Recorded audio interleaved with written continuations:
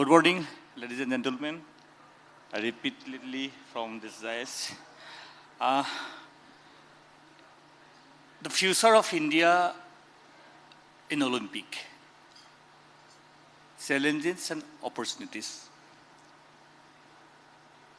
কিছু কথা অসমীয়াত পাতিবলৈ চেষ্টা কৰিম কাৰণ উত্তৰ পূব আৰু অসমৰ কথাখিনি কিছু খোলাকৈ পাতিবলৈ চেষ্টা কৰিম এইখন পেনেলত and welcome Mr. Arjun Emar. He representing India on Thomas Cup and Asian Games also. He's a badminton player. প্ৰথমতে মই আলোচনালৈ যোৱাৰ প্ৰাকখনত লক্ষ্য কোঁৱৰ আৰু লাভলীনা আছে ক্ৰীড়াৰ ক্ষেত্ৰত নিজক উৎসৰ্গা কৰিবৰ বাবে কি ধৰণে মানুহ সংপৃক্ত হ'ব পাৰে কি ধৰণে মানুহ জড়িত হ'ব পাৰে খেলক কি ধৰণে নিজক আপোন কৰি ভাবিব পাৰে উদাহৰণ লাভলীনা বহি আছে সেই সৰু পথাৰৰ পৰা ধনচিৰিৰ পৰা আৰম্ভ আহি ধনচিৰিৰ বুকুৱেদি লুইতৰ মাজেৰে বৃহৎ সাগৰখন চোৱাৰ যিটো উদাহৰণ তাৰ উদাহৰণ লাভলীনা প্ৰথমতে যাক লৈ আমি সদায় গৌৰৱ কৰোঁ লাভলীনাৰ বাবে এটা হাতচাপৰি আৰু লাভলীনাৰ যিটো যাত্ৰা বা লাভলীনা আজি যিটো শিখৰত উপনীত হৈছে আমি গৌৰৱ কৰিব পৰাকৈ সেয়া এদিনৰ যাত্ৰা নহয় বক্সিঙক লাভলীনাই ভাল পায় বক্সিঙৰ সৈতে লাভলীনাৰ প্ৰেম আছে আৰু সেয়া কি পৰ্যায়ৰ মই অকণমান এটা দৃশ্যাংশ দেখুৱাব বিচাৰিছোঁ প্ৰথমতে ৰাজীৱ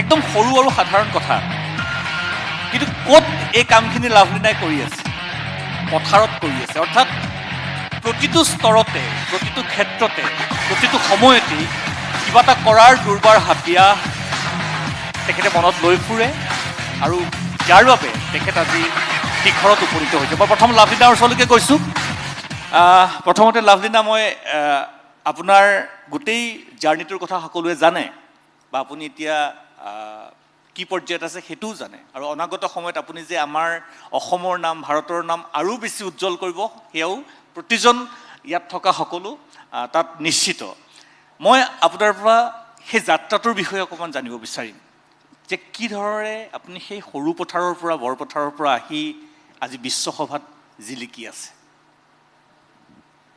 ধন্যবাদ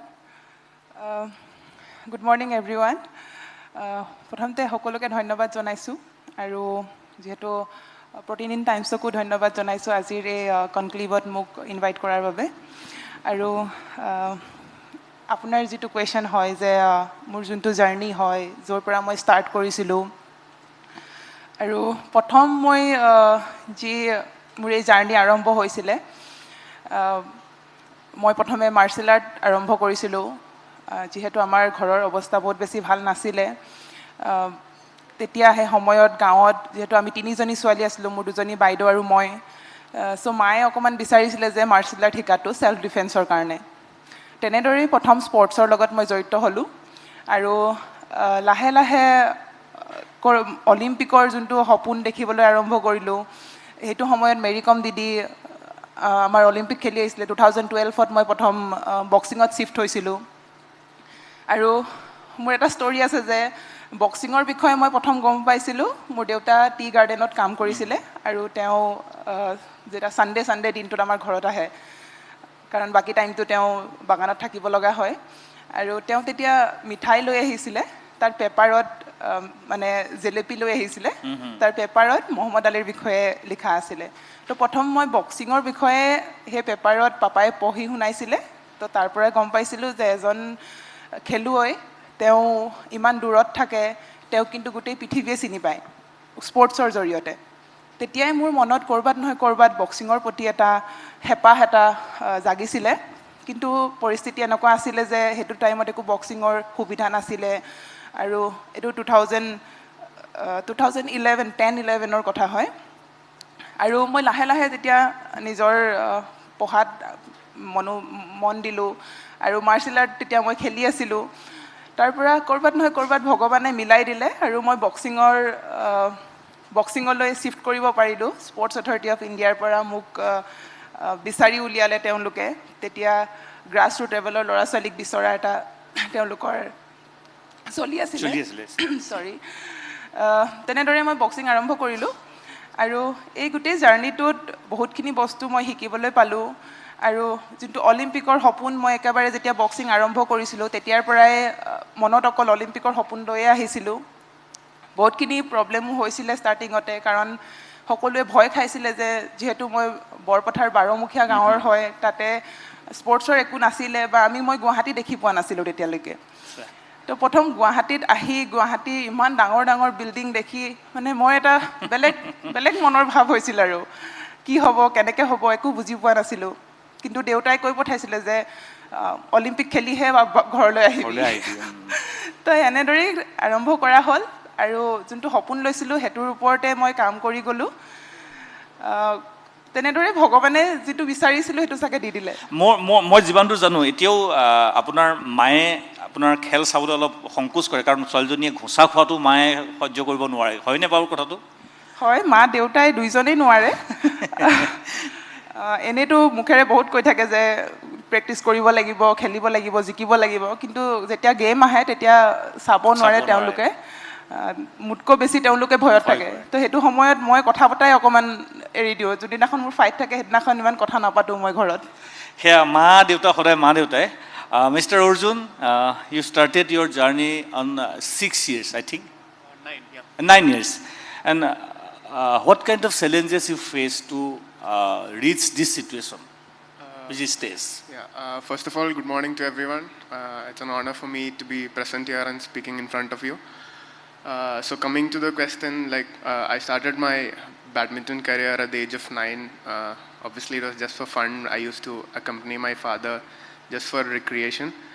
But I started playing tournaments at the age of 11. So back then, the obvious challenge was, playing tournaments, funding. You never realize how much your parents put in the effort until you turn, post 20s. Exactly. Post 20s, right now I realize how much it was a fair risk, for our parents to, leave you and, choose your profession. I believe everybody, including Lovelina or even all of the athletes would have faced the same experience, Exactly. as parents having to go through a lot of financial issues and stuff. So I would say that was the main case in my scenario as well. But then, once the performance starts coming in, so I got my, career turning point when I was 16. I won the Asian Youth Championship. That was when I was called into the national team. And then from there on, it's all sunshine and flowers. But not everybody, not all athletes, go through success at an early stage. So that is where, India as a country has to work towards promoting the athletes who are trying to, come into the system, or I would say a national center. For example, be it Gopichand Academy in badminton or Prakash Padukone Center in badminton. Once you're there into the center, you're into the system and you have support and everything coming in. But athletes and players who are not able to, crack into the system, that's where you can see a lot of players and athletes dropping out of the system and, choosing some other career, move into studies and anything sort of that way instead of continuing the sport. So I feel the challenge still in India is to, support the players right from the grassroots level and not just the players who are sitting on top level. Mr. Arjun, I want to ask one question. After it, I want to go with Mr. Lokhakor. Interference of so-called sports organizer, unethical interference of so-called sports organizer to the sports field is a big issue in present time. Do you face in your life such kind of any interference? You mean any sports organizer, interference of sports organizer? In a political way? Yes. If you ask me that way, in every sport there is some political issues involved. Yes. But me, luckily, I've been always, have been supported by very good people, and I've not had to, there's nothing that hindered my performance in that way. Right from the district level, there's always been support. And once coming to the national center or the national system, Sports Authority of India, and even coming into many NGOs like Go Sports Foundation, be it Olympic Gold Quest. There's so many foundations that's supporting all the athletes who are at the top level or the elite level. So again, the challenge is to support a lot of people who are having that ambition of coming into the higher level and playing the sport they love. But apart from that, if you see politics and sports, I think government of India as a whole has been doing well. If you see, not every country has a PM calling you post your performance, or PM calling you before and after a major event to congratulate or wish you all the best. So I think India as a whole has been doing well in promoting sports lately. Thank you. লক্ষ্য কৰ মই আপোনাৰ ওচৰলৈ আহিছোঁ প্ৰথমতে মই আপোনাক অভিনন্দন জনাইছোঁ দ্বিতীয়টো কাৰ্যকালৰ বাবে আপুনি অসম অলিম্পিক সন্থাৰ সাধাৰণ সম্পাদক হিচাপে নিৰ্বাচিত হৈছে এয়াও এখন বেলেগ যুঁজ এতিয়া কথাটো হ'ল যে 2036 চনৰ কথা আমি কৈ আছোঁ 2036 চনৰ অলিম্পিকৰ সপোন আমি দেখি আছোঁ প্ৰথমতে মই অসম অলিম্পিক সন্থাৰ সাধাৰণ সম্পাদক হিচাপে দ্বিতীয়টো কাৰ্যকালৰ বাবে নিৰ্বাচিত হৈছে আপোনাৰ এটা কাৰ্যকাল আপুনি পাৰ কৰি গৈছে আৰু মুখৰ আগত ক'ব নাপায় কিছু কুৱেশ্যনো আছে প্ৰশ্নও আছে হ'লেও কওঁ যে আপোনাক লৈ পেলাই খেলুৱৈসকল সুখী যিটো বিভিন্ন ক্ষেত্ৰত সমালোচনাৰ কথা আহে কিন্তু আপোনাৰ সপোন কি আছে কিয় আপুনি দ্বিতীয়টো কাৰ্যকালৰ বাবে আকৌ প্ৰতিদ্বন্দ্বিতা কৰিলে কিয় আপুনি আকৌ দ্বিতীয়টো কাৰ্যকালৰ বাবে যিটো কথা আপুনি অলিম্পিক সন্থাৰ নিৰ্বাচনৰ সময়ত কৈছিল যে যদি আপুনি দ্বিতীয়টো কাৰ্যকালৰ বাবে সেৱা কৰাৰ সুযোগ পায় আপোনাৰ সপোন কি আছে কি ধৰণে আপুনি অসমৰ ক্ৰীড়া ক্ষেত্ৰখনক আগবঢ়াই যোৱাৰ মন আৰু পৰিকল্পনা কৰিছে ধন্যবাদ ভূঞা ডাঙৰীয়া প্ৰথমতে দুগৰাকীকৈ ভাৰতৰ খ্যাতনামা খেলুৱৈ এগৰাকী অলিম্পিক মেডেলিষ্ট আমাৰ অসমৰ লাভলীনা আৰু থমাছ উবেৰ কাপ বিজয়ী আমাৰ অৰ্জুনৰ মাজত বহি ক্ৰীড়া বিষয়ক বক্তব্য ৰখাটো কিছু কঠিন কিন্তু আপোনাৰ যি প্ৰশ্ন আমি যোৱাটো কাৰ্যকাল আপোনালোকে দেখিলে কোভিডৰ কাৰণে প্ৰায় 18 মাহ আমি খেলপথাৰৰ বাহিৰত যদিও আছিলোঁ অসম অলিম্পিক সন্থাই প্ৰথমটো ভাৰতৰ ক্ৰীড়া সন্থা আছিল যি ভাৰতবৰ্ষৰ ভিতৰতে প্ৰথমখন প্ৰতিযোগিতা 2020 চনত আমি আয়োজন কৰিছিলোঁ যাৰ বাবে ভাৰতীয় অলিম্পিক সন্থাই ৰাজহুৱাকৈ আমাক প্ৰশংসা কৰিছিল যে খেলুৱৈসকল খেলপথাৰলৈ ঘূৰি আহিব লাগে আৰু সেই সময়তে আমি কিছু উদ্যোগ লৈছিলোঁ ইভেন আমাৰ লাভলীনাইও জানে যে অসমৰ যিসকল খেলুৱৈ সেই সময়ত কোভিডৰ সময়ত ভুক্তভোগী হৈছিল তেওঁলোক আৰ্থিকভাৱে হওক বা মানসিকভাৱে হওক বা খেলপথাৰলৈ ঘূৰাই অনাত যি উদ্যোগ ল'ব লাগে আমি যথেষ্ট কষ্ট কৰিছিলোঁ 2020-21ত 2036ৰ আপুনি যিটো প্ৰশ্ন কৰিছে আমাৰ এটা নতুন কাৰ্যকালৰ এটা কথা ইতিমধ্যে অৰ্জুন ৰামে কৈছে যে আমি সঁচাকৈ সৌভাগ্যৱান দেশৰ এগৰাকী প্ৰধানমন্ত্ৰী পাইছোঁ যিগৰাকী ক্ৰীড়া ক্ষেত্ৰখনক ইয়াৰ আগতে কি আছিল স্পৰ্টছ এটা এডিশ্যনেল ছাবজেক্ট মানে এটা সদায় পিছফালে বাজেটৰ একেবাৰে শেষত থকা ছাবজেক্ট আছিল কিন্তু 2014 চনত NDA চৰকাৰ হোৱাৰ পাছত প্ৰধানমন্ত্ৰী ডাঙৰীয়াৰ নেতৃত্বত স্পৰ্টছ এটা প্ৰায়ৰিটি ছাবজেক্ট হিচাপে লোৱা হ'ল আৰু লোৱাৰ পাছৰ পৰাই অসমৰ ভাৰতবৰ্ষৰ ক্ৰীড়া ক্ষেত্ৰখনৰ গতি সলনি হ'ল আৰু তাৰ প্ৰতিফলন আমি যোৱা দুটাকৈ অলিম্পিকত দেখা পাইছোঁ যে টকিঅ' অলিম্পিক্স তাত আমাৰ লাভলীনাই মেডেল পাইছে আৰু এইবাৰ অলিম্পিক্সত আমাৰ মেডেলৰ সংখ্যা কমিল কিন্তু অলপত অৰ্জুন ৰামৰ লগত কথা পাতিছিলোঁ যে 4th, 5th, 6th পজিশ্যন আমি অলমষ্ট 20টা মেডেলৰ দৌৰত আছিলোঁ যদিও 6টা পালোঁ আপোনালোকেতো সকলোৱে চাইছে যে বহু মেডেল আমাৰ খেলুৱৈসকলৰ হাতৰ পৰা সৰি পৰাৰ নিচিনা হৈছে কিন্তু আমি সেই পৰ্যায় গৈ পাইছোঁ আৰু সেই বেৰিয়াৰটো পাৰ কৰিলে আমি 15-20টা মেডেল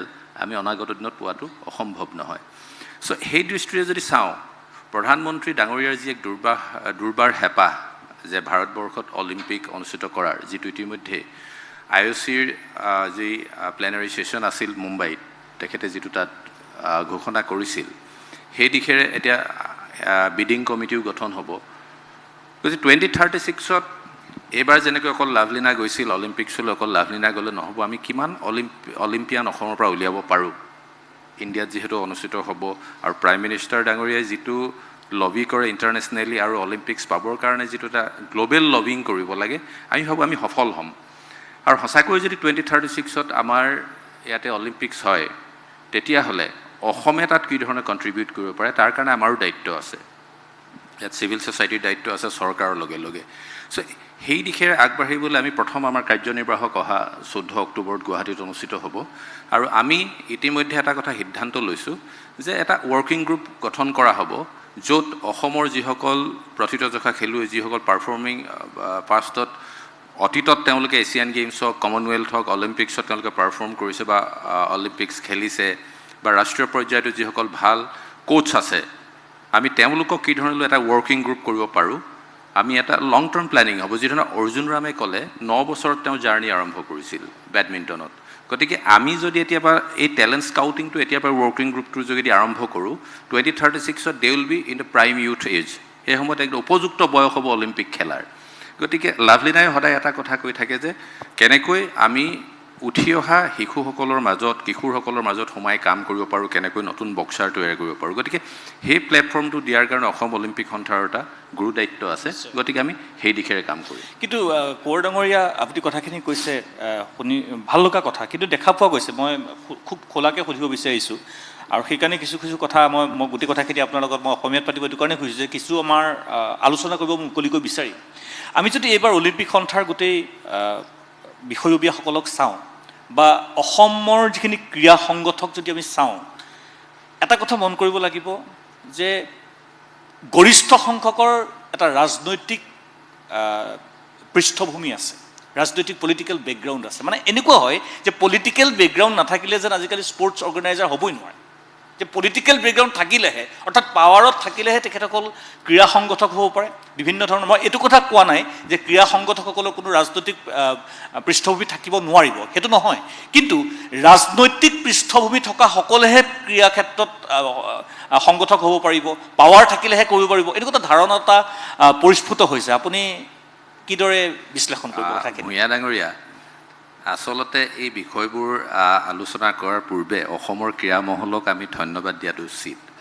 যোৱা 4টা দশকত প্ৰথমখন অলিম্পিক সমিতি গঠন হৈছে য'ত ৭৫% ক্ৰীড়া সংগঠক আৰু ক্ৰীড়াবিদ আপুনি যদি 10গৰাকী ভাইচ প্ৰেছিডেণ্ট চাই ইয়াৰ পূৰ্বে 10গৰাকী ভাইচ প্ৰেছিডেণ্টৰ ভিতৰত 6গৰাকী বিধায়ক বা মন্ত্ৰী থাকে এইবাৰ কিন্তু 10গৰাকী ভাইচ প্ৰেছিডেণ্ট কোঁৱৰ ডাঙৰীয়া মই যদি আপোনাক কওঁ যে তেখেত মনোনয়ন পত্ৰত যিসকলে দিছিলে গৰিষ্ঠ সংখ্যক উঠাই লৈছে সেইটো পিছৰ কথা হয় কিন্তু সেইকাৰণে আপুনি যিটো কথা ক'লে সেই আহ্বানটো অসমৰ ক্ৰীড়া ক্ষেত্ৰৰ বা ক্ৰীড়া সংগঠকসকলৰ বা ক্ৰীড়ামোদীসকলৰ যি আহ্বান সেই আহ্বানক বৰ্তমানৰ ৰাজনীতিবিদসকলে সন্মান জনালে আমি সেইটো ধন্যবাদ জনোৱাটো উচিত তেওঁলোকে উইড্ৰ কৰিছে আৰু 10গৰাকী যদি আপোনালোকে উপসভাপতি চাই সকলো ক্ৰীড়া সংগঠনৰ সৈতে জড়িত আপুনি যদি যুটীয়া সম্পাদকসকলৰ তালিকা চাই সকলো ক্ৰীড়া সংগঠক আপুনি যদি 8গৰাকী আমাৰ এছিষ্টেণ্ট জেনেৰেল ছেক্ৰেটাৰী চাই তেওঁলোক ক্ৰীড়া সংগঠক 15গৰাকী কাৰ্যনিৰ্বাহক সদস্য তেওঁলোক তাৰে 13গৰাকী আমাৰ জিলাসমূহক প্ৰতিনিধিত্ব কৰি আহিছে গতিকে এইটো এটা চৰ্চা চলিছিল আৰু বহু ক্ষেত্ৰত হয় ক্ৰীড়া সংগঠকসকলে পুনে আগবাঢ়ি আহে যে বিধায়ক এজন বা মন্ত্ৰী এজনৰ ওচৰলৈ যে আপুনি আমাৰ সংগঠনটোৰ দায়িত্ব লওক যিহেতু আমাৰ এতিয়াও ৰাজ্যিক ক্ৰীড়া সন্থা বা জিলা ক্ৰীড়া সন্থাসমূহ ইমান আৰ্থিকভাৱে টনকিয়াল নহয় যে ৰাজনৈতিক পৃষ্ঠপোষকতা হ'লে তেওঁলোকে ভাবে যে আমি আৰ্থিকভাৱে টনকিয়াল হ'ম আমি এটা দল পঠিয়াবৰ বাবে প্ৰশিক্ষণৰ বাবে আমি কিছু সুবিধা পাম কিন্তু পৰিস্থিতি সলনি হৈছে বৰ্তমান অৱস্থাত চৰকাৰীভাৱেই কওক বা বেচৰকাৰী সংস্থাসমূহেও বিশেষকৈ সংবাদ মাধ্যমে এটা গুৰুত্বপূৰ্ণ ভূমিকা পালন কৰিছে এই ক্ষেত্ৰত যে আমাৰ ক্ৰীড়া সংগঠনসমূহ স্বাৱলম্বী হ'ব পাৰে এই ক্ষেত্ৰত চৰকাৰীভাৱেও আপুনি চাব এতিয়া যিহেতু অসমত অভিনৱ বিন্দ্ৰা দুটাকৈ চেণ্টাৰ অফ এক্সেলেঞ্চ কৰা হৈছে এইটোৰ পাছত মই এবাৰ ব্যক্তিগতভাৱে দেখা পালোঁ যে Under-16 যিখিনি ফুটবলাৰ আপোনাৰ খেলিছিলে অসম টিমৰ তেওঁলোক যেতিয়া ৰিহেবত আহিছে তেওঁলোকে কৈছে এটা একদম সম্পূৰ্ণ এটা ইউনিক এক্সপেৰিয়েঞ্চ আৰু ইয়াৰ পাছত তেওঁলোকে যিটো লাভ পাইছে মই ভাবোঁ অনাগত দিনত আমি ভাল এথলিট উলিয়াবলৈ সক্ষম হ'ম ধন্যবাদ জনাইছোঁ আপুনি খুব ধুনীয়াকৈ কৌশলৰে বাৰু উত্তৰটো দিবলৈ চেষ্টা কৰিছে যিখিনি মই কথাটো পাতিম লাভলীনা মই আপোনাৰ ওচৰলৈ আহিছোঁ কথাটো হ'ল যে আমি এগৰাকী লাভলীনা পালেই নহ'ব আমি আপুনি ইতিমধ্যে উল্লেখ কৰিছে যে আমি সদায় জানো আপোনাৰ জাৰ্ণিটোৰ কথা সেইটো সময়ত এটা টেলেণ্ট চাৰ্চ হৈছিল অভিযান এটা চলিছিল সেইকাৰণে আমি আপোনাক পালোঁ কিন্তু অসমৰ গাঁৱে ভূঞে বহু লাভলীনা আছে অসমৰ গাঁৱে ভূঞে বহুত শিৱথাপা আছে আপুনি কি ভাবিছে ধৰক আপুনি বিশ্বৰ বিভিন্ন খেলুৱৈৰ লগত আপুনি কথা বতৰা পাতিছে তেখেতসকলৰ গোটেই জাৰ্ণিটোৰ কথা জানিছে যে কেনেকৈ আমি বিভিন্ন প্ৰান্তত সিঁচৰিত হৈ থকা প্ৰতিভাসমূহ মই অসমৰ কথাই যদি কওঁ যে কি উপায় হ'ব পাৰে খেলো ইণ্ডিয়া পাতিছে বা বিভিন্ন ধৰণৰ প্ৰতিযোগিতা পাতিছে কিমান তাত সঠিক প্ৰতিভা লৈ আহিব পাৰিছে মই নাজানো, কিন্তু আপোনাৰ অভিজ্ঞতাই কি কয় যে কেনেকৈ আমি সেই প্ৰতিভাসমূহ চিনাক্ত কৰিব পাৰোঁ বা আৰু আমি 10গৰাকী লাভলীনা পাব পাৰোঁ? এই কুৱেশ্যনটোত মই এইটো এনচাৰ দিব বিচাৰিম যে আমাৰ অসমত মই ভাবোঁ সকলোতকৈ ডাঙৰ প্ৰব্লেমটো হৈছে যে আমাৰ কোচেছৰ প্ৰব্লেম। যেতিয়া আমি বাহিৰত খেলিবলৈ যাওঁ, যিহেতু মই যেতিয়া আৰম্ভ কৰিলোঁ 2012ত, মই প্ৰথম নেশ্যনেল খেলিলোঁ, নেশ্যনেলত মেডেল লগাৰ পিছত মই মানে মোৰ কেম্পত থকা হ'ল। তাৰ ফলত মই যোনকেইজন বাহিৰৰ কোচ হয় বা নেশ্যনেল কেম্পত থাকি মই ট্ৰেইনিং কৰিব আৰম্ভ কৰিলোঁ, সেইটো এটা ৰিজন হ'ব পাৰে যে মই ভালদৰে ওলাই আহিব পাৰিলোঁ। কিন্তু অসমত এতিয়াও আমি বিচাৰোঁ যে বহুত ল'ৰা ছোৱালী আহে বা মই খেলি আহিছোঁ, মোৰ ওচৰত আহে আৰু কয় যে ক'ত শিকিম আমি। চেণ্টাৰো লাহে লাহে বনাবলৈ আৰম্ভ কৰিছে, ফেচিলিটিজো লাহে লাহে দিব চেষ্টা কৰিছে, কিন্তু কোচেছৰ প্ৰব্লেম। মই ভাবোঁ আমাৰ অসমত এনেকুৱা এটা এনভাইৰনমেণ্ট সৃষ্টি কৰিব লাগে যে য'ত কোচেছ আমি নিজে উলিয়াব পাৰোঁ, আমাৰ অসমৰ কোচেছ উলিয়াব পাৰে। কাৰণ বহুতো প্লেয়াৰ আছে বা যিদৰে NIS পাটিয়ালা NISত যিদৰে কোচেছসকলে ডিপ্ল'মা লৈ আহে, তাৰপিছতহে কোচৰ তেওঁ যোনটো মানে কৰিবৰ কাৰণে সক্ষম হয়। কিন্তু আমাৰ অসমতে যদি এনেকুৱা এটা ছিষ্টেম বনোৱা হয় য'ত আমাৰ যোনবোৰ ছিনিয়ৰ প্লেয়াৰ আছে বা যিসকলে কোচিং কৰিব বিচাৰে, তেনেকুৱা এটা যদি যেনেদৰে এটা ছিষ্টেম বনাব পৰা যায়, কোচেছ উলিওৱাৰ এটা ছিষ্টেম বনাব পৰা যায়, মই ভাবোঁ বহুত বেছি বেনিফিট হ'ব। যাৰ ফলত যেনেদৰে হাৰিয়ানাত বহুত কোচেছ ওলাই গ'ল, তাৰ ফলত তেওঁলোকৰ স্পৰ্টছ এটা বেলেগ এটা লেভেলত লৈ গ'ল। আমাৰ অসমত এইটো বস্তু নহয় যে আমাৰ কোচৰ কাৰণে 1-2জন NIS কোচ আছে আৰু তেওঁলোকে কিমান ল'ৰা ছোৱালী শিকাব। 2-3জন কোচে বহুত বেছি ল'ৰা ছোৱালী শিকাব নোৱাৰিব মই ভাবোঁ।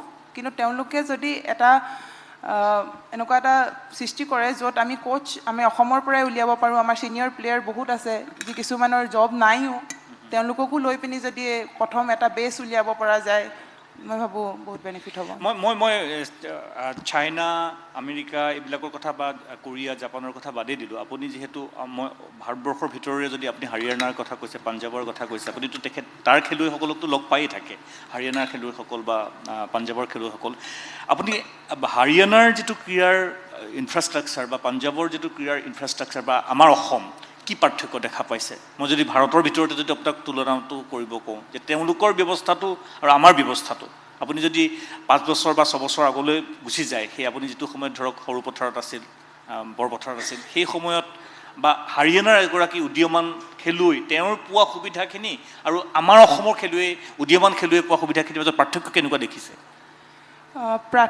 পাৰ্থক্যটো এইটোৱে হৈছে যে হাৰিয়ানাৰ যোনখিনি ল'ৰা ছোৱালী হয় তেওঁলোকে সকলোৱে ইচ্ছুকো হয়, চবলৈ গ'লে ইচ্ছুকো হয় আৰু তেওঁলোকে এৱাৰনেছটো আছে তেওঁলোকৰ। আৰু ইমানেই আছে যে এজন ছিনিয়ৰ কোনোবা প্লেয়াৰ হ'ল তেওঁলোকে নিজৰ একাডেমি খুলি পিনি শিকাবৰ কাৰণে আৰম্ভ কৰে। আমাৰ সেইটো বস্তু নাই। আমাৰ ছিনিয়ৰ কোনোবা যদি প্লেয়াৰ থাকেও তেওঁলোকে এটা জব লৈ পিনি ছেটেল হৈ যোৱাটো মই দেখা পাওঁ। হাৰিয়ানাত সেইটো বস্তু নহয় যে তেওঁলোকে জব লৈ পিনি ছেটেল হৈ নাযায়, তেওঁলোকে নিজৰ একাডেমি খোলে। এখন একাডেমিত যিমান যি নহ'লেও কমচে কম 100জন প্লেয়াৰ উলিয়াব পাৰে। আমাৰ সেনেদৰে একাডেমিৰ ছিষ্টেমটো কম।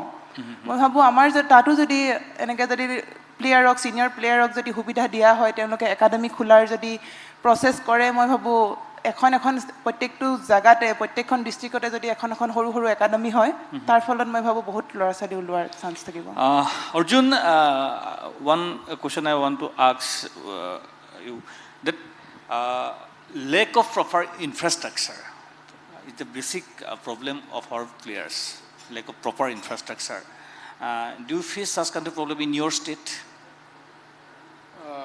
Yeah, clearly infrastructure plays an important role. I feel, for example, if I talk about badminton in specific, me being in Hyderabad and having a huge setup like the Gopichand Academy draws in a lot of people, like youngsters.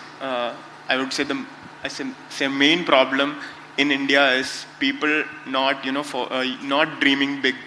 You see younger athletes, for example, if you are in Gopichand Academy, the younger athletes see Olympians, Asian Games medalists, compete, Commonwealth, see all these successful athletes while growing up, and that helps the younger athletes in dreaming big.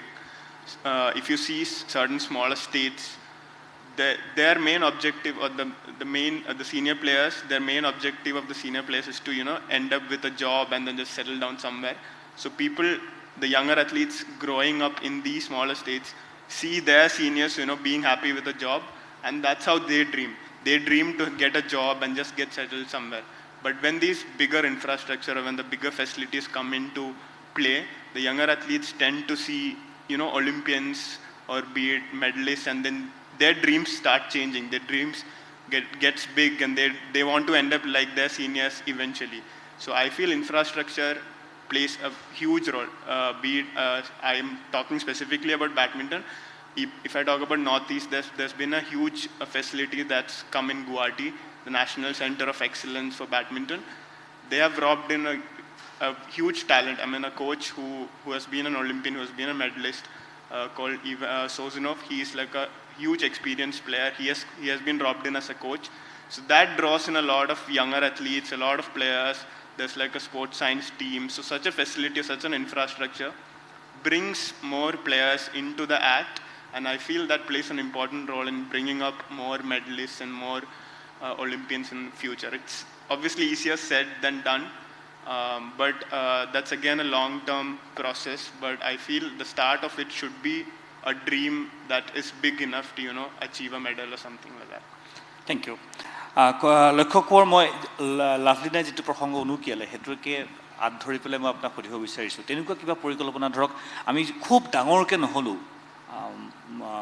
Micro' লেভেলত আমি কিছুমান কথা চিন্তা কৰিব পাৰোঁ। জিলা হিচাপে আজিকালিতো আমাৰ চৰকাৰে সমজিলাও কৰিছে প্ৰশাসনিক উন্নয়নৰ কাৰণে, কিন্তু ক্ৰীড়াৰ ক্ষেত্ৰত যদি তেনেকুৱা ধৰণৰ এটা আমি প্ৰশিক্ষণ বা তেনেকুৱা ধৰণৰ এটা ব্যৱস্থা আমি কৰিব পাৰোঁ, বা অসম অলিম্পিক সন্থাই যদি তেনেকুৱা কিছুমান পৰিকল্পনা হাতত লয়, তেনেকুৱা কিছুমান পৰিকল্পনা আছেনে যে কি ধৰণে আমি চুকে কোণে আমি ৰিচ কৰিবগৈ পাৰোঁ, পাবগৈ পাৰোঁ, ঢুকি পাবগৈ পাৰোঁ?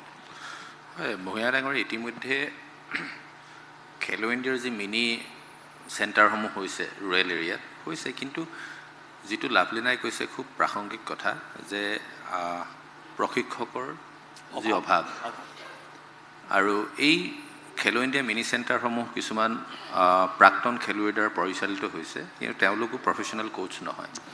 চ' অসম অলিম্পিক সন্থাই এই দিশেৰে বহুতখিনি আলোচনা বিলোচনা কৰি আমি আমাৰ এই কাৰ্যকালত ইতিমধ্যে আমি প্ৰায়ৰিটি স্পৰ্টছৰ আমি 6-7খন যি ফ'কাছ স্পৰ্টছ, য'ত আমাৰ ৰাষ্ট্ৰীয় পৰ্যায়ত বা আন্তঃৰাষ্ট্ৰীয় পৰ্যায়ত মেডেল প্ৰস্পেক্ট আমি ইতিমধ্যে আৰম্ভ কৰিছোঁ কথা বতৰা পতা, যাতে যিসকল প্ৰাক্তন ৰাষ্ট্ৰীয় খেলুৱৈ অন্তত যিসকল ৰাজ্যখনক প্ৰতিনিধিত্ব কৰিছে তেওঁলোকক আইডেণ্টিফাই কৰা আৰু তেওঁলোকক প্ৰশিক্ষকৰ দায়িত্ব ল'বলৈ আগবাঢ়ি অহাটো। এতিয়া কথা হ'ল, বহু ক্ষেত্ৰত লাভলিনাই কোৱাৰ দৰে NIS কোচিং কৰিবলৈ বা এটলিষ্ট 6 উইকছ যিখন ডিপ্ল'মা চাৰ্টিফিকেটখন ল'বলৈ যাবলৈও নিজৰ তেওঁলোকে পকেটৰ ধন খৰচ কৰি যাব লগা হয়, গতিকে তেওঁলোকে ইচ্ছুক নহয় প্ৰথম কথা। সেইকাৰণে আমি sports authority of Assam, Assam Olympic association আৰু 6-7খন এছ'চিয়েশ্যনৰ লগত প্ৰাথমিক আমি কথা বতৰা আৰম্ভ কৰিছোঁ, যাতে প্ৰথম অৱস্থাত এটলিষ্ট বেছিক হেণ্ড হোল্ডিংখিনিৰ কাৰণে প্ৰাক্তন খেলুৱৈসকলক আনি সৰু সজাই আমি স্পৰ্টছ অথৰিটি অফ ইণ্ডিয়াৰ লগতো কিছু প্ৰাথমিক কথা আৰম্ভ কৰিছোঁ। তেওঁলোকৰ যাতে মাষ্টাৰ ট্ৰেইনাৰ নি এটলিষ্ট 6 উইকছৰ আমি ধৰা হওক ফুটবলৰ এতিয়া অইল ইণ্ডিয়াত বহুত ফুটবলাৰ আছে, অসম পুলিচত আছে, বিদ্যুৎ পৰিষদত আছে, অন্যান্য PSUছবোৰত আছে। তাৰ পৰা যদি আমি 6 উইকছৰ কাৰণে 200জন প্ৰাক্তন খেলুৱৈ আনিব পাৰোঁ আৰু এই 6 উইকছৰ কোচিংটো কৰাব পাৰোঁ, ঠিক সেইধৰণে বক্সিঙত আমি যদি প্ৰথম অৱস্থাত 50জন বা 100জন প্ৰাক্তন ৰাষ্ট্ৰীয় পৰ্যায়ত যি ষ্টেট ৰিপ্ৰেজেণ্ট কৰিছে তেওঁলোকক আনি 6 উইকছৰ যদি কোৰ্চটো আমি কৰাব পাৰোঁ, পৰৱৰ্তী পৰ্যায়ত এটা স্কলাৰশ্বিপৰ ব্যৱস্থা কৰা হওক। চৰকাৰক আমি আহ্বান জনাইছোঁ যে তেওঁলোক যাতে পাটিয়ালা NIS কোচিংটোলৈ যায় বা সেই ফেডাৰেশ্যনে ৰিকমেণ্ড কৰা কোচিঙৰ কাৰণে যাব পাৰে। আৰু তাতোতকৈ ডাঙৰ কথা যে বৰ্তমানৰ যিসকল প্ৰশিক্ষক আছে, কোচিং অফ কোচেছ যিটো সকলোতকৈ ইম্পৰ্টেণ্ট, যাতে তেওঁলোককো যাতে আন্তঃৰাষ্ট্ৰীয় পৰ্যায়ৰ কোচ আনি আমাৰ সৰু সজাইতে হওক বা আমাৰ ইনফ্ৰাবোৰত তেওঁলোকক যাতে একেবাৰে শেহতীয়া যিসমূহ আপগ্ৰেডেশ্যন হৈছে ইয়াৰ ওপৰত যাতে তেওঁলোকক আপডেট কৰিব পৰা যায়, তাৰ বাবে অসম অলিম্পিক সন্থাই ইতিমধ্যে মই কোৱাৰ ধৰণে প্ৰায়ৰিটি স্পৰ্টছৰ আমি এছ'চিয়েশ্যনসমূহৰ কথা বতৰা পাতিছোঁ। আৰু ইয়াৰ কাৰণে হ'ল কি, এটা কেৱল চৰকাৰৰ ওপৰত নিৰ্ভৰ কৰিলে নহ'ব, এটা পাব্লিক প্ৰাইভেট পাৰ্টনাৰশ্বিপ লাগিব, য'ত মিডিয়াৰো এটা সাংঘাতিক ৰোল থাকিব। গতিকে মই ভাবোঁ এই ক্ষেত্ৰত আপোনালোকৰ সহযোগিতা পাম। সেইটোতো হয়, আমি যিমানলৈকে পাৰোঁ সহযোগিতা কৰিবলৈ চেষ্টা কৰিম, কিন্তু মই যিটো প্ৰশ্ন লাভলীনাকো যাম, কিন্তু মই আপোনাকো সুধিব বিচাৰিছোঁ যে আমাৰ যিটো খেলুৱৈসকলৰ লক্ষ্য খুব সীমিত। এনেকুৱা হয় যে তেওঁ ভাল খেলে বা মই ভাল খেলোঁ বা আপুনি ভাল খেলে, খেলাৰ পিছত এটা চাকৰি হয়, সেই চাকৰিটোতে সকলোৰে গোটেই বস্তুখিনি আপুনি মানে কিমান মানে মই নাজানো, আপুনি হয়তো পাইছে। এইটোত মই এটা কথা ক'ম ডাঙৰীয়া, এতিয়া হ'ল স্পৰ্টছ পাৰ্চনৰ ambition sky is the limit. এতিয়া চাকৰি পাবৰ কাৰণে কিন্তু স্পৰ্টছ পাৰ্চনে আপুনি খেলাৰ সংখ্যা খুব কম পাব, এইটো লাভলীনাই জানিব। এতিয়া আমাৰ ফেডাৰেশ্যন বা এছ'চিয়েশ্যনসমূহেও এটা নেশ্যনেল মেডেল, আনহে নালাগে কিছু ফেডাৰেশ্যন এনেকুৱা পৰ্যায়ত গৈছে কি তেওঁলোকে এছিয়ান গেমছৰ মেডেলৰ কাৰণে আশা নকৰে, তেওঁলোকৰ কাৰণে অলিম্পিক পডিয়ামটোহে মেইন। চ' এতিয়া কিন্তু বাই ডিফল্ট ঠিকে আছে, নেশ্যনেল গেমছত আমি এটা মেডেল পালোঁ, আমাৰ এজন খেলুৱৈয়ে তেওঁৰ ৰাজ্যত চাকৰিটো পালে, কিন্তু সেই দৃষ্টিৰে কিন্তু এতিয়া খেলুৱৈয়ে নেখেলে। এতিয়া আমি যদি চাওঁ বা আমি এই কথাটো আমি যেতিয়া বা কালিও এটা আলোচনা চক্ৰত আহিছোঁ যে আনব্লকিং স্পৰ্টছ এজ এ কেৰিয়াৰ, এতিয়া স্পৰ্টছ কেৰিয়াৰটো জব নহয়, এতিয়া ইটছ এ নেশ্যনছ প্ৰাইড। কাৰণ লাভলীনা আমাৰ ইয়াত বহি আছে, অৰ্জুন বহি আছে। চ' মই ভাবোঁ যে এতিয়া স্পৰ্টছৰ মেইন ষ্ট্ৰীম কেৰিয়াৰটো হৈছে এটা ইণ্টাৰনেশ্যনেলি কি ধৰণে আমি দেশৰ কাৰণে গৌৰৱ কঢ়িয়াই আনিব পাৰোঁ। চ' এতিয়া সেইকাৰণে যিটো অভিনৱ বিন্দ্ৰা চেণ্টাৰ অফ এক্সেলেঞ্চ হৈছে বিভিন্ন ছেক্টৰত, আমি কেৱল খেলুৱৈজনে খেলাৰ দিশটো পাৰফৰ্মেঞ্চ দিশটো চালে নহ'ব, তেওঁ ছাপৰ্ট ছিষ্টেম যিটো একেবাৰে তলৰ পৰা, আমি কিয় প্ৰফেশ্যনেল ট্ৰেইনিঙৰ কথা কৈছোঁ প্ৰশিক্ষকৰ, তেওঁলোকে তলৰ পৰা সেই খেলুৱৈজনক সেই ধৰণে তৈয়াৰ কৰিব। কেৱল মাত্ৰ ৰাতিপুৱাই গৈ এথলেটিক্সৰ স্প্ৰিণ্টৰ এথলিটজনে ট্ৰেকত গৈ ৰাতিপুৱাই দৌৰি প্ৰেক্টিছ কৰিব সেইটো নহয়, তেওঁক মেণ্টেলি ষ্ট্ৰং কৰিব লাগিব। আৰু আজিকালি আগতে আমাৰ আছিলে কি ৰিগৰাছ ট্ৰেইনিং কৰিব লাগে, আজিকালি কথাটো এনেকুৱা নহয়, আজিকালি কথা হৈছে rigorous training will burn the athlete, গতিকে তেওঁৰ গোটেই এনাৰ্জিটো কেনেকৈ প্ৰিজাৰ্ভ কৰিব লাগিব, এনেকুৱা ধৰণৰ বহু কথা আছে। গতিকে এতিয়া যিসকল খেলুৱৈ খেলক কেৰিয়াৰ হিচাপে লৈ আগবাঢ়ি আহিছে, তেওঁলোকৰ চাকৰিটো কিন্তু শেষ লক্ষ্য নহয়, তেওঁলোকৰ কিন্তু লক্ষ্য বহুত ওপৰত। লাভলীনা, মই এটা কথা, আমাৰ অসমীয়াত এটা কথা আছে যে এটা দীঘল জাপ মাৰিবলৈ হ'লে দুখোজ পিছুৱাই আহিব লাগে। গতিকে আমি টকিঅ'ত আগবাঢ়িলোঁ, পেৰিছত দুখোজ পিছুৱাই পেলাই লছ এঞ্জেলছত ডাঙৰ জাপটো মাৰিবলৈ আমি সাজু হৈ আছোঁ। অকণমান পৰিকল্পনাটোৰ কথা মই জানিব বিচাৰিম। নিশ্চয়, যিখিনি ক'ব পাৰি দেই। হয়, যিহেতু এইবাৰ যি পাৰফৰ্মেঞ্চ আছিলে মোৰ বহুত বেছি ভাল নহ'ল, মই মোৰ 100% দিলোঁ, বাট এই দিনটো মোৰ নাছিলে, চ' ৰিজাল্টটো সেনেদৰে নাহিলে। টকিঅ'তকৈ মোৰ এবাৰ মোৰ যি প্ৰিপেৰেশ্যন আছিলে ভাল আছিলে। টকিঅ'ত ক'ভিডৰ টাইম আছিলে, কিন্তু কয় ন ভগৱানে যোনটো বস্তু দিব মন নাথাকে সেইটো নিদিয়ে।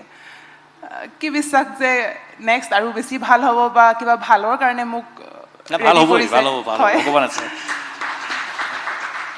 কি ধৰণে প্ৰস্তুত কৰিছে আপুনি নিজক এতিয়াৰ পৰাই, কাৰণ এইটোতো এটা দীৰ্ঘকালীন পৰিকল্পনা লাগিব। যিহেতু লাষ্ট টকিঅ'ৰ পিছত একেবাৰে বাকী সমাজখন বাদ দি মই একেবাৰে পেৰিছৰ কাৰণে ৰেডি হৈছিলোঁ। আৰু অলপ যিহেতু প্ৰত্যেকটো বস্তু এক্সপেৰিমেণ্টে হয়, এইবাৰো যে এটা নতুন প্ৰচেছত আগবাঢ়িম আৰু নতুন সপোন লৈ এইবাৰ মোৰ অলপ টাৰ্গেটটো যে এটা ডাঙৰ টাৰ্গেট আগত নলৈ সৰু সৰু ষ্টেপকৈ যদি মই চিন্তা কৰোঁ, মই ভাবোঁ বেছি বেটাৰ হ'ব মোৰ কাৰণে। যিহেতু আগত ৱৰ্ল্ড চেম্পিয়নশ্বিপ আছে, এছিয়ান গেমছ থাকিব, কমনৱেলথ গেমছ থাকিব, চ' মই সৰু সৰুকৈ এটা এটাকৈ ষ্টেপ ল'ম, না কি একেবাৰে একদম ডাঙৰ জাপ নামাৰাকৈ মই ভাবিছোঁ। যিহেতু সৰু সৰুকৈ টাৰ্গেট লৈ কৰাটো বেছি মোৰ কাৰণে বেটাৰ হ'ব। আৰু মাইণ্ডছেটটো এনেকাই আছে যে কৰিবতো লাগিবই নিশ্চয়, আৰু লগতে বিচাৰোঁ যাতে মোৰ লগত আৰু ল'ৰা ছোৱালী আমাৰ অসমৰ পৰা ওলায়, তেতিয়া মই বেছি সুখী হ'ম। যে যিহেতু এইবাৰ যি মোৰ পাৰফৰ্মেঞ্চ আছিলে, গোটেই অসম যেনেদৰে ৰখি আছিলে যে জিকিম বা যোনটো পৰিস্থিতিৰ সৃষ্টি হৈছিলে মই নিজে বুজি পাওঁ। যিহেতু মোতকৈ বেছি মোৰ ঘৰৰ ফেমিলি বা গোটেই অসমখনেই মোৰ ফেমিলি হয়, যেনেদৰে যিটো মনোভাৱ চবৰে আছিলে, এজনৰ কাৰণে যিটো আশা কৰি আছিলে, মই ভাবোঁ নেক্সট অলিম্পিকত যদি আৰু 10জন লাভলীনাৰ নিচিনাকৈ খেলিবলৈ যায়, অলিম্পিকত পাৰ্টিচিপেট কৰে, মই ভাবোঁ এজনৰ কাৰণে এক্সপেক্ট নকৰি সেই 10জনৰ কাৰণে এক্সপেক্ট কৰিব পাৰিব তেতিয়া। হয়, খুব ভাল কথা। আমিও আশা কৰোঁ সেইটো হওক, 10জন 20জন 50জন বহুত হওক, সেইটো আশা আমাৰো আছে। মই আৰু আকৌ এবাৰ আহিম, এটা বস্তু মোৰ দেখুৱাবলগীয়া আছে। Arjun, we have no more time, but what do you want to say to the next generation of India regarding the field of sport? Please come to the field. Yeah, that's actually a big topic to be discussed on actually. But keeping it brief, I would say today's generation, younger athletes or the generation today are keen on taking up sports and keen on trying out new things. And to them, I would say the best thing to do is to draw inspiration from their neighborhood. As in, yes, obviously, people winning in the international level, people in the country will be very proud of them. But for example, say Lovelina winning a medal, the Northeast, the younger generation in Northeast would see herself as a neighbor winning a medal, and that's helping them draw more inspiration. Somebody from a neighborhood is winning medals in Olympics. That's a huge inspiration for somebody in the neighborhood rather than taking country as a whole. So I would say draw inspiration from your neighborhood, from your seniors, and dream big, because in sports, if you have like a limited dream, say, on what sir and I was saying, like if your dream is to like just end up getting a job and just secure your career, that's not done. I mean, that's not fair once you enter the sport in a professional way. Once you enter sports or once you take up sport as a profession, your dream is to like win medals for the country and to do much more. Give back to the sport later on after your sporting career. It's much more it's a broader prospect than just getting a job, settling down somewhere. So I feel the younger generation has to dream big, see inspiration, get inspired from the seniors, because India is doing well. India is doing well in Olympics or be it any sport. The numbers are going to go higher in the longer run. It's just a matter of time, because everybody, including the government, including the NGOs, the sponsors, and even the athletes are putting in a lot of effort. I feel it's just a matter of time, for us to enter the top 30 countries in medal tally. We are at 71 right now in Olympics, the recent Olympics, but I feel we missed out on a lot of medals, as sir said, close to say 10, 15, 20 medals we've lost out on. I feel in the longer run, once these, the missed out medals comes into the tallies, I feel we are clearly that we're going to get into the top 30s, probably in the next or the next to next Olympics for sure. So I feel the younger generation has to hold on to it, keep following what the seniors has been doing, and draw inspiration at the end of the day. লক্ষ্য কোঁৱৰ, মই শেষত আপোনাৰ পৰা জানিব বিচাৰিম বা আপোনাক সুধিব বিচাৰিম যে গোটেইখিনি কথা মোটামুটি আমি চুই গৈছোঁৱেই, হ'লেও যিখিনি ধৰক আমাৰ পৰিকল্পনা বা আপোনালোক যিটো কথা বাৰে বাৰে আমি কৈ আছোঁ যে আৰু 10গৰাকী আমাক লাভলীনা লাগে, আৰু 10জন আমাক শিৱ থাপা লাগে, আৰু 10গৰাকী আমাক হিমা দাস লাগে, মই সুধিছোঁ আকৌ যে যিহেতু আপুনি কৈছে যে নৰেন্দ্ৰ মোদীৰ দৰে আপোনালোকে ভিজনেৰী লিডাৰ্ছ পাইছে, ৰাজ্য চৰকাৰখনৰ সহায় পৰ্যাপ্তভাৱে আপোনালোকক অসম অলিম্পিক সন্থাক অনাগত সময়ত কৰিবনে সহায়, সেইখিনি দিবনে? নিশ্চিত ৰূপত। মই কোনো ৰাজনৈতিক কথা নকওঁ, যিয়ে চৰকাৰ নাথাকক লাগিলে, কাৰণ স্পৰ্টছটো এটা অট'নমাছ ছাবজেক্ট আৰু চৰকাৰৰ হৈছে ইয়াক সুবিধা কৰি দিয়াটো। এখন জনকল্যাণকামী চৰকাৰ, গণতান্ত্ৰিকভাৱে নিৰ্বাচিত হৈ অহা, আৰু আজিৰ তাৰিখত যিহেতু ক'লোঁ যে স্পৰ্টছ এটা প্ৰায়ৰিটি ছাবজেক্ট। মই কথাটো আপোনাক যিটো নিশ্চিত ৰূপত কৰিব, মই লগতে উনুকিয়াই দিছোঁ যে কথাটো এইটো কাৰণেই মই খোলাকৈ আপোনাৰ লগত পাতিব খুজিছোঁ যে কিছুমান ঢেৰ ৰিউমাৰ ওলাই থাকে আমুকে আমুকক সহায় কৰিব নকৰে, মই বাকী ডিটেইলছত মই নাযাওঁ, সেইকাৰণেহে মই কথাটো খোলাকৈ দিছোঁ। তেনেকুৱা কথা হ'বই নোৱাৰে, কাৰণ আপুনি চাওক অসমৰ ক্ৰীড়া ক্ষেত্ৰখনৰ যিটো ট্ৰেন্সফৰ্মেশ্যন চিন্স 2016, যে ছাফ গেমছ, সৰ্বানন্দ সোণোৱাল ডাঙৰীয়া কেন্দ্ৰীয় মন্ত্ৰী আছিল, তৰুণ গগৈ ডাঙৰীয়া মুখ্যমন্ত্ৰী আছিল, অত্যন্ত সফল ছাফ গেমছ আছিল। আৰু সেই খেলখনৰ কথা এবাৰ পেৰিছৰ পৰা কৈছে নাদিমে, যেতিয়া তেওঁ জেভলিনত গ'ল্ড মেডেল পালে, তেওঁ ফাৰ্ষ্ট প্ৰেছ মিটখনতে কৈছে যে মই নীৰজ ভাইৰ লগত গুৱাহাটী ছাফ গেমছত প্ৰথমটো মেডেল পাইছিলোঁ আৰু নীৰজ ভাইৰ লগত মই হাৰিছিলোঁ। চ' তাৰ পৰা যি ট্ৰেন্সফৰ্মেশ্যন, আজি লাভলীনাই নিজেই গম পাব যে অংকুচিতাৰ যিটো জাৰ্ণি, আমাৰ গুৱাহাটীৰ যিটো women youth championship, India open হৈছিল, আমাৰ ফিফা আণ্ডাৰ-17 হৈছিল, বহুত গুৱাহাটীতে লিগেচি আছে, অসম চৰকাৰে নকৰিলেও সম্ভৱ নহয়। আপুনি যিটো কথা সুধিব বিচাৰে তাৰো মই উত্তৰ দিওঁ যে সৰ্বানন্দ সোণোৱাল আপোনাৰ সভাপতি যিহেতু হ'ল মুখ্যমন্ত্ৰী হিমন্ত বিশ্ব শৰ্মা সহায় কৰিব জানো এইটো নহয় জানো আপোনাৰ প্ৰশ্ন প্ৰশ্নটো মই সেইটো। আপোনাৰ প্ৰশ্নৰ উত্তৰ দিওঁ শুনক মই আপোনাক কিয় কৰিব লগা হ'ল হয়। প্ৰশ্নটো যে এনেকুৱা হৈছে যে সৰ্বানন্দ সোণোৱালপন্থী হিমন্ত বিশ্ব শৰ্মাপন্থী কথা ওলাইছে একজেক্টলি মই আপোনাৰ সেই প্ৰশ্নটোৰে উত্তৰ দিওঁ আপুনি প্ৰশ্নটো খোলোচাকৈ নক'লে মই প্ৰশ্নটো উনুকিয়াই দিছোঁ গুজৰাট নেশ্যনেল গেমছ 2022 2023 গোৱা নেশ্যনেল গেমছ তালৈকে অসম অলিম্পিক সন্থাই দল পঠিয়াইছিলে আৰু অসম চৰকাৰে প্ৰথমবাৰৰ বাবে 2টা দলক বিমানত পঠিয়াইছিলে যিটো গোটেই ভাৰতবৰ্ষতে বিৰল ভাৰতবৰ্ষৰ কোনো ৰাজ্যই বিমানযোগে খেলুৱৈ ৰাষ্ট্ৰীয় প্ৰতিযোগিতাত নপঠিয়ায় আৰু যি উন্নত মানৰ কিট দিয়া হৈছে বা তেওঁলোকৰ ৰেমুনাৰেশ্যন আৰু ঘূৰি গৈ যিসকলে মেডেল পালে সকলোকে চাকৰি দিয়াৰ ব্যৱস্থা কৰিছে গতিকে ইয়াত তেনেকুৱা ধৰণৰ কথা নাহে ক্ৰীড়া ক্ষেত্ৰখনৰ উত্তৰণৰ কথা আমি সকলোৱে সমানে ভাবোঁ গতিকে এই ক্ষেত্ৰত কোনো বেৰিয়াৰ নাহে একদম আপুনি কোৱা কথাকেইটা আখৰে আখৰে ফলিয়াওক মই সেইটো আন্তৰিকতাৰে কামনা কৰিম লাভলিনা শেষত মই আহিছোঁ এইটো কথা আচলতে ক্ৰীড়াৰ ক্ষেত্ৰত কিমান 100% প্ৰত্যক্ষভাৱে জড়িত নহয় লাভলিনাই আজিকালি বাইক চলোৱা হয়নে নহয় আগতেতো RX-100 চলোৱা হৈছিল হয় বাইক চলোৱা হয় মই খুব ভাল পাওঁ হয় মোৰ যিমান দূৰ খবৰ আছে লাভলিনাই আগতে সৰু পথাৰত যেতিয়া তেখেতে পঢ়ি আছিলে হাইস্কুল লেভেলতে তেখেতে RX-100 তেতিয়াৰ পৰাই RX-100 চলাই ভাল পায় আৰু তেতিয়াৰ পৰাই সাধাৰণতে আমাৰ ছোৱালী বুলি ক'লে যে ছোৱালী এইটো কাম নকৰে ছোৱালী এইটো কাম কৰিব নোৱাৰে লাভলিনাই সেই কামটো কৰি ভাল পায় যিটো ছোৱালীয়ে সাধাৰণতে নকৰে বুলি মাক দেউতাক বা সকলোৱে মনত ভাবে যে এই কামটো কৰিব নোৱাৰে যিটো কথা তেখেতৰ মাক বা দেউতাকক সুধিলে আটাইতকৈ বেছি গম পোৱা যায় আৰু এটা কথা মই কওঁ লাভলিনাই অসমীয়া আহাৰ খাই খুব ভাল পায় হয়নে মাছৰ টেঙা হয়নে হয় বাহিৰলৈ গ'লে কি কৰা যায়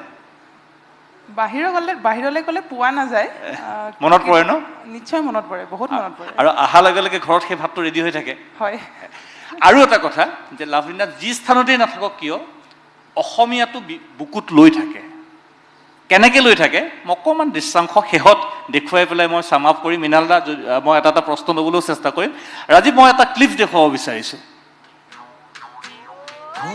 বুলে বিহু সেক সেক ধিনকিতি ধিন দাও দাও বুলে বিহু সেক সেক ধিনকিতি ধিন দাও সম্ভৱতঃ তেখেতৰ ভগ্নী হয় এই ধৰণৰ এটা পৰিৱেশটো লাভলিনা বৰগোহাঁইৰ মাজত আমি সদায় দেখা পাওঁ আৰু সেইবাবেই লাভলিনাক লৈ আমি গৌৰৱ কৰোঁ আৰু সেইবাবেই আমি আশা কৰোঁ যে লাভলিনা আৰু আগবাঢ়ি যাওক আৰু এই ধৰণেই বিশ্বসভাত জগত সভাত অসমীয়াৰ নাম উজ্জ্বল কৰক আৰু সদায় জিলিকি থাকক মই আশা কৰিম এইগৰাকী লাভলিনা সদায় আমাৰ মাজত থাকক এইগৰাকী লাভলিনা সদায় অসমৰ হৈ থাকক ভাৰতৰ হৈ থাকক আৰু পৃথিৱীৰ হৈ থাকক thank you lot mister Arjun বহুত ধন্যবাদ লক্ষ্য কোঁৱৰ বহুত ধন্যবাদ লাভলিনা এইখিনি সময় আমাক দিয়াৰ বাবে মৃণালদা এটা যদি প্ৰশ্ন ল'ব পাৰোঁ Thank you, Sunit. We do have some questions. If time permits, I will love to take more than one. অনুৰোধ কৰিছোঁ সৰুকৈ কমকৈ প্ৰশ্নটো কৰক এণ্ড পেনেলেও যাতে small in a brief way you can give the answer Dimple হাউড where are you Dimple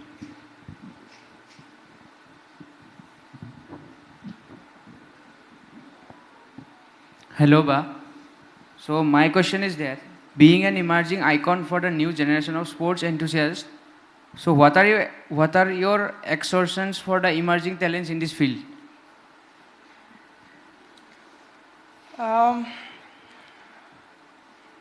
কুৱেশ্যনটো এইটোৱে নহয় জানো যে মোৰ যি মই কি বিচাৰিম আপোনাৰ জাৰ্নিৰ পৰা মানে কি কেনেকৈ আপুনি মানে নিউ জেনেৰেশ্যনটোক হেৰি কৰিব আৰু এইটোৱে মানে নিউ জেনেৰেশ্যনক মই কিদৰে ইনস্পায়াৰ কৰিম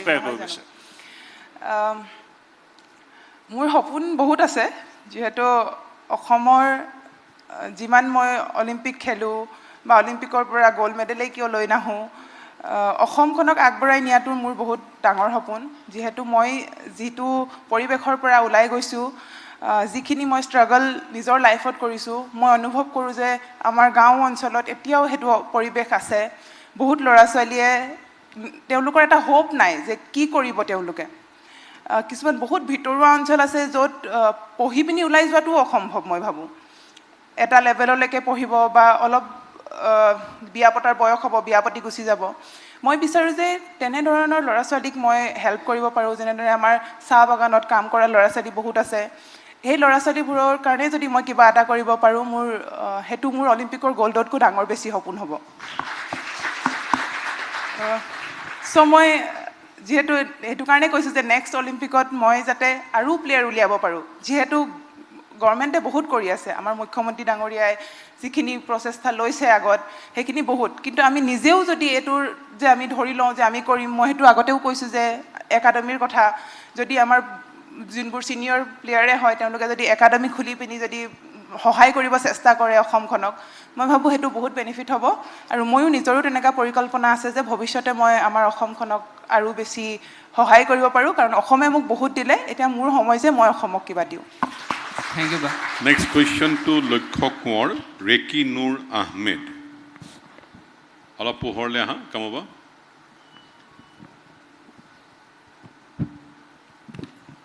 নমস্কাৰ ছাৰ, মোৰ প্ৰশ্নটো যে যোৱাটো সময়ত যি পেৰিছ অলিম্পিক হ'ল তাৰে আগত যে অনুশীলনৰ কাৰণে আমাৰ মানে প্ৰেক্টিচ মেচ খেলুৱৈসকলক কৰা হয়, সেই সময়ছোৱাত আমি দেখিছিলোঁ যে গুজৰাটৰ দৰে ৰাজ্যখনক ভাৰত চৰকাৰে 79 কৰোৰ টকা দি মানে অনুশীলনৰ কাৰণে পইচা দিছিল, কিন্তু অসম বা উত্তৰ পূৰ্বাঞ্চলৰ ৰাজ্যসমূহক মাত্ৰ 5 কোটি বা 4 কোটি টকাতে সীমাবদ্ধ কৰি ৰাখে।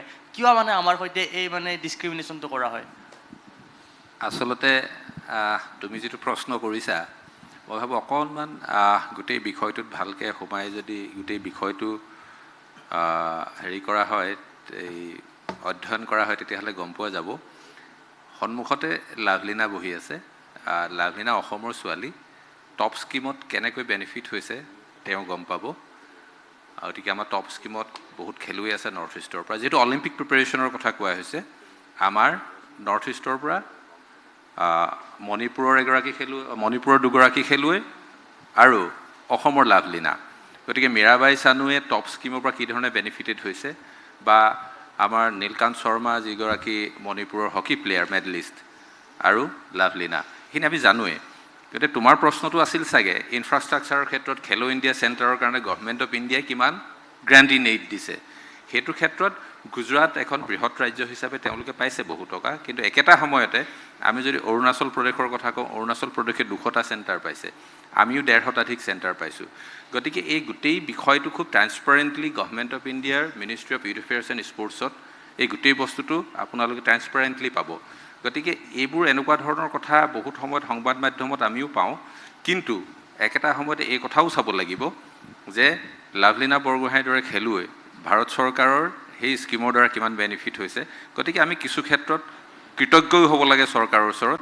আমাৰ যিমানেই ভাল এথলিট ওলাইছে, হিমা দাসৰ কথা কওক, অম্লান বৰগোহাঁইৰ কথা কওক, কোনো ক্ষেত্ৰত কিন্তু ভাৰত চৰকাৰে কেতিয়াও এই ক্ষেত্ৰত তেওঁলোকৰ যি সহযোগিতা, সেই সহযোগিতাত ত্ৰুটি কৰা নাই। ধন্যবাদ। Last question to Arjun, and it actually is from me.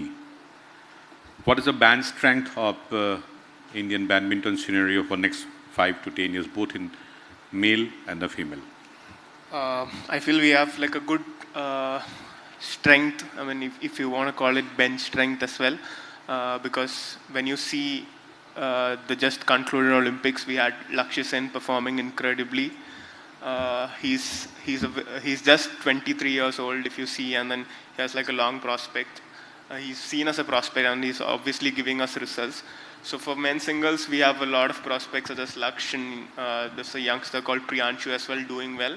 And back at the National Center, we have many singles players coming up under Gopi sir, and Kashyap, who was a Olympian and a medalist, has taken up coaching very seriously. And then there's like a huge prospect and a future to see in men's singles as well. And if you talk about men doubles, Chirag Satvik has been the world #1 last year, and that's like a huge performance. No other Indian has become world #1 in has never become a world #1 from doubles. So that's like a huge inspiration for all the athletes coming up in the center. You talk about women doubles, we have Ashwini, who's like a huge inspiration. She's leading the women doubles sector still, even at this age she's like leading the sector. You have Gopi sir's daughter Gayatri Gopichand, and Teresa Jolie, who is now leading the women doubles ranking. How old is she? All of them I'm talking are 21, 22. So Gayatri is 21. So we have like a huge, there's like a 10-year where you can like see 2 Olympics at least where they are winning medals or performing. Not just Olympics, you have the Asian Games, Commonwealth, all of which is like equally important. So there's like a huge prospect in badminton if you talk specifically, and I feel badminton in the near future or in the next Olympics is going to deliver more medals than they've done before. Yeah. Thank you from my side. Thank you.